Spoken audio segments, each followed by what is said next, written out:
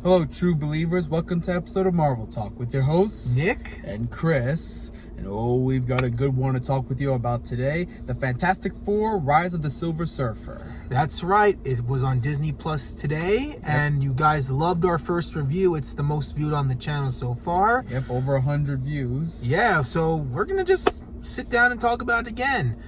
For me, this was the first time watching it since I was a kid. Like, I remember when this stuff was like at Burger King with the kids' meal toys. So for me, it was really nice to see this again. And it's like, wow. Not seeing this since you're a kid, you really start to like, which I talked about a few times on this channel, of my experiences with the movies. Mm-hmm. And it's just so good. This one aged really well, though. It's just as fun as I remember it. I really love this. It's a lot of fun. I love the action.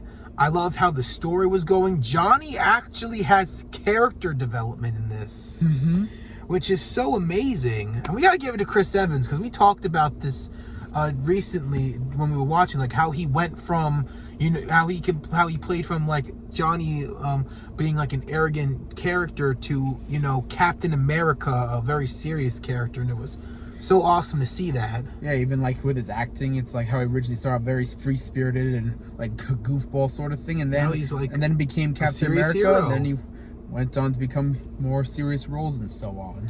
Yeah, it is. It's just so cool. I loved the story. I still think the Doctor Doom thing was really stupid at the end.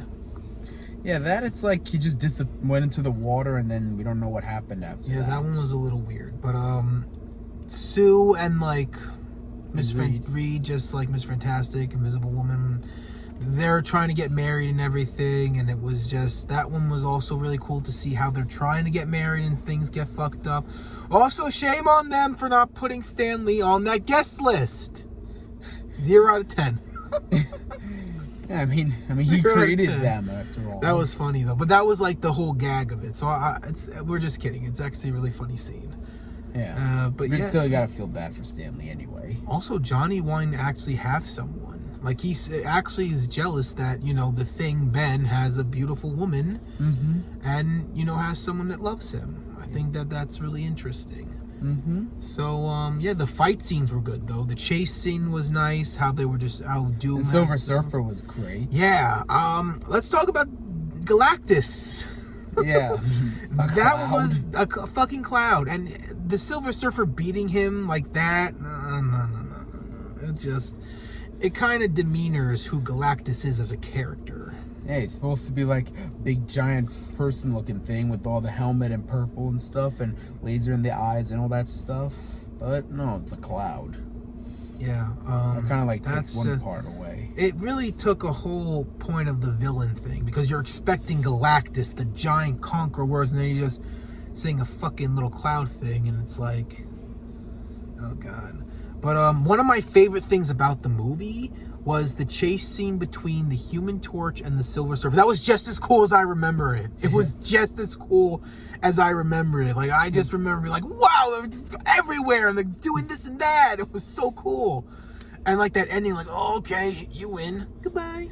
It was so cool. Yeah, but then he ends up getting a piece of touch of the cosmic powers, and now he's able to switch powers, like he did with first him and his sister, and then even Ben went into it. Yeah, he did that to fuck with him, which I loved. And he threw fire in his face like he did in the first movie. It was so good. So and then like them coming together to give Johnny the powers. It was like the Fantastic Four all in one. Yeah, which honestly was really cool. It was really cool. Then they teased Sue dying, and then like her being okay and everything. Yeah.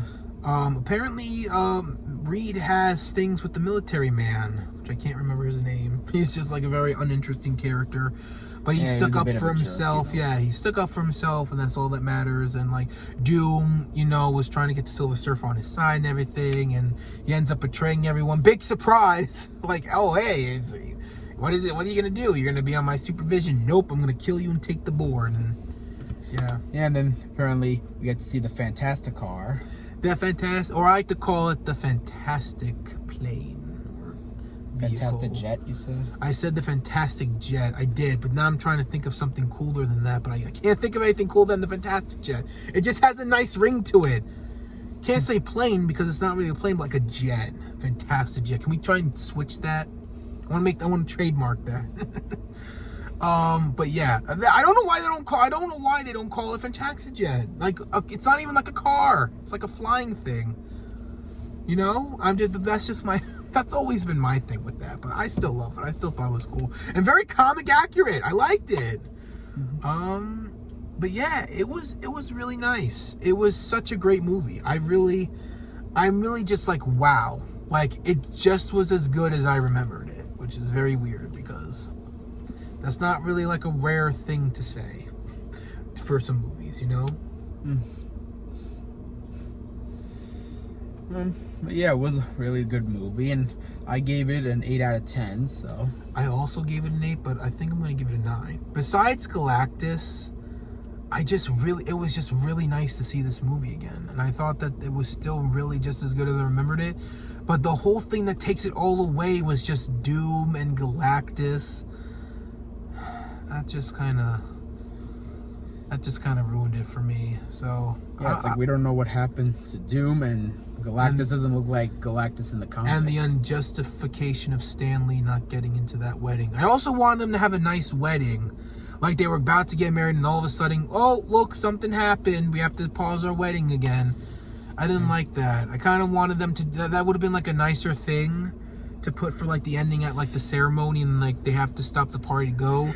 So that's like another thing. So like those 3 things are what makes it 9 out of 10 for me, but it's still such a really good movie and just as good as I remember. Yeah, after all, there is a picture actually that I did post on Instagram actually where it showed Reed and Susan's wedding, where it's like it shows it completely fully. Like it shows like even some of the other Marvel characters there. I mean, yeah, you guys should check out our Instagram, which will be the link in the description below, because we post daily and we do really fun stuff on there. So you guys go check it out if you haven't. And yeah.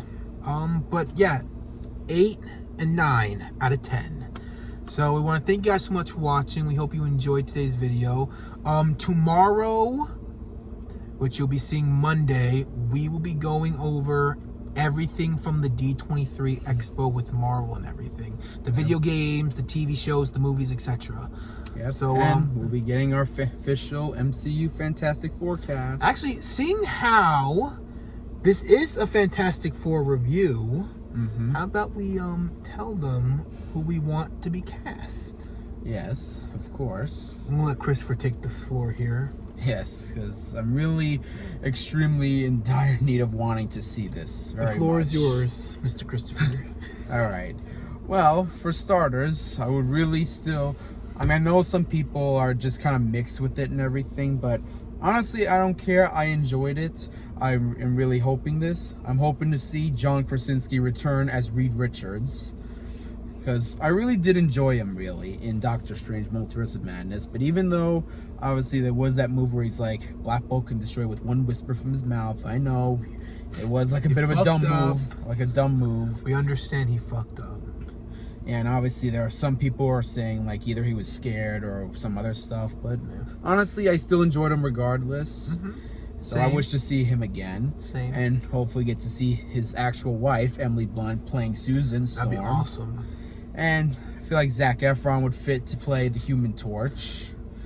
And I mean there's also like some other people I know who also can be considered for this too, but obviously, I first heard of those rumors saying how Jason Segel could play the Thing, so honestly, I would like that very much. So I feel like they can really pull it off altogether. Yeah, I think they would make a great Fantastic Four, honestly. Yeah. Oh, and another thing, by the way, I almost don't want to forget this part.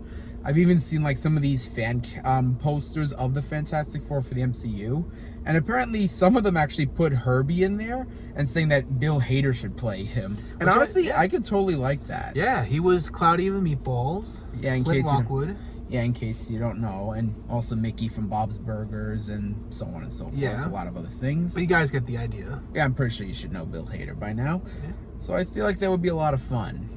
That's what I'm hoping for to see. That's what I'm hoping for too. But with that being said, we want to thank you guys so much for watching. Let us know what you thought about Rise of the Silver Surfer and your dream fantastic casting. We will keep you guys up to date. Remember, Monday will be when the video release where we go over everything on the D23 Expo. We hope you have a great rest of your night, and Excelsior. Enough said.